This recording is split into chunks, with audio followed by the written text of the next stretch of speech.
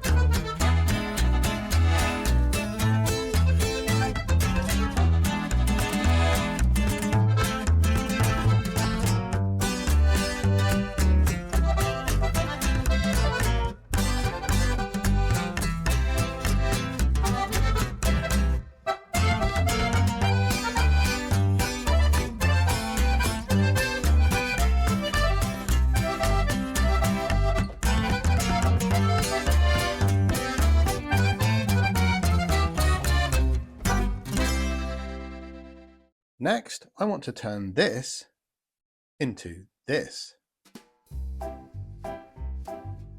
No, that's not right. No, no, no, no, no, no, no, no, no, no. Hang on a minute, what was that last one? Oh, damn it. No, no.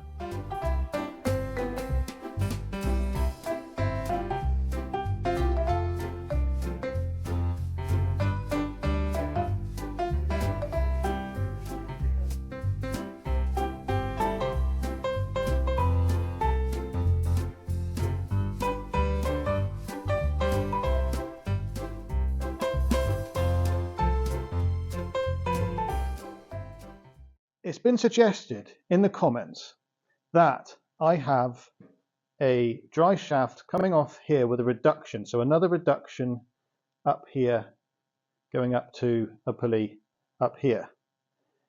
Now I think that is a good idea. There's a few reasons for that. You could increase the engine RPM. It's currently 5,500, but you could run it at 6,000, and that would give you maybe 5 or 10 horsepower more at that RPM. So you could run the engine at a higher RPM with more horsepower. You could have this shaft with a reduction going at a slower speed, which would be safer, be nice if it wasn't going at engine RPM. The torque would be higher on it, that is the downside. It would also mean that you could have a better ratio. This is 7:1 reduction ratio here, and you could have that maybe 7.5:1. That means you could either have the rotor spinning a little bit slower, but you definitely have more torque. More torque means you can increase the blade pitch from 6.5 to 7 degrees. That will give you more lift with the addition of the more power, and that would obviously increase in a lot more lift overall. When I say 7.5:1, what I mean is the overall reduction between the two reduction drives. This one wouldn't be 7.5:1, this would be something higher than that. And that means that you could run this pulley at a bigger diameter. And I'm just below what the recommendation is for the smallest pulley. The recommendation was 22 teeth, I'm at 20 teeth. So I could run that at 22. So the ratio will be slightly higher on that one, but with the reduction on the shaft, the overall reduction would be lower. As I've mentioned before, the torque applied here has the effect of trying to twist this like that. So if you increase the torque off the reduction drive, it would increase this twisting moment here, unless you brought this inward, which is definitely an option, and then you haven't got this leverage problem. You're reducing the leverage problem and you're increasing the torque. So the overall twisting might be similar. You could calculate that quite easily. But what I don't, if the torque was increased, it does mean that you can see the sort of flex in the framework. So you might have to, well, I might have to, brace the framework a little bit more, and that adds a little bit of weight to make sure it's not flexing too much.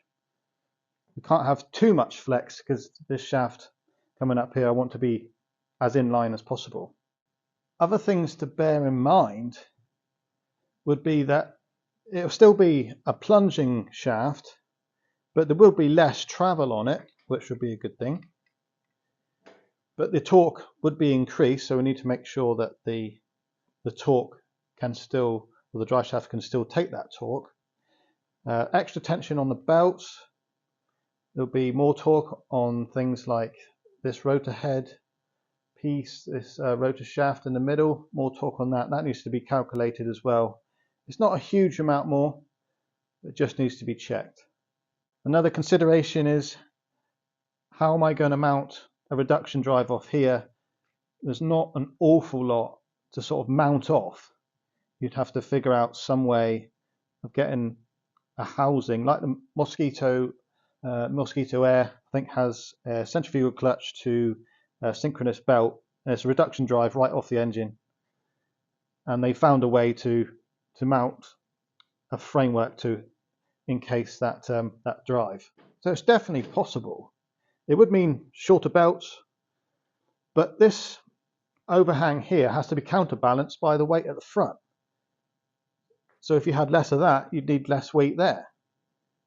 So you reduce the weight there and increase the weight on the reduction drive that needs to be added. It's all pretty good. It's just quite a lot of money to do all that. It adds up significantly. I think it's not an option I'm going to go down right now, but it's definitely something to look at for the future. There is something I quite like about one reduction drive, in that it's simple. You know, there's less to go wrong, and that's always a good thing. But I think what it does do is demonstrate the potential. I mean, I would estimate you could get another 25 kilograms of lift from doing that. And what would it cost in weight? 5 kilograms, 10 kilograms. So you're going to be way on the right side. But I do think leaving it like it is for now and then reducing weight wherever I can, and there is quite a lot of weight you could take out of this. This whole framework could be a lot lighter. You could change it to like a tripod design like the Mosquito Air was, and you could save quite a lot of weight. I think that's all I've got to say on that discussion for the moment. How did you like the talk in front of the camera like this? I'm useless at it, aren't I? I'm absolutely useless. I knew it. I knew I was useless. It's a bit weird, isn't it, really? I mean, I'm talking to my phone. There's no one there to respond to. I'm not having a conversation. I'm just talking by myself. It's just weird. But then I'm a weird person, aren't I? I mean, you don't do this unless you're weird.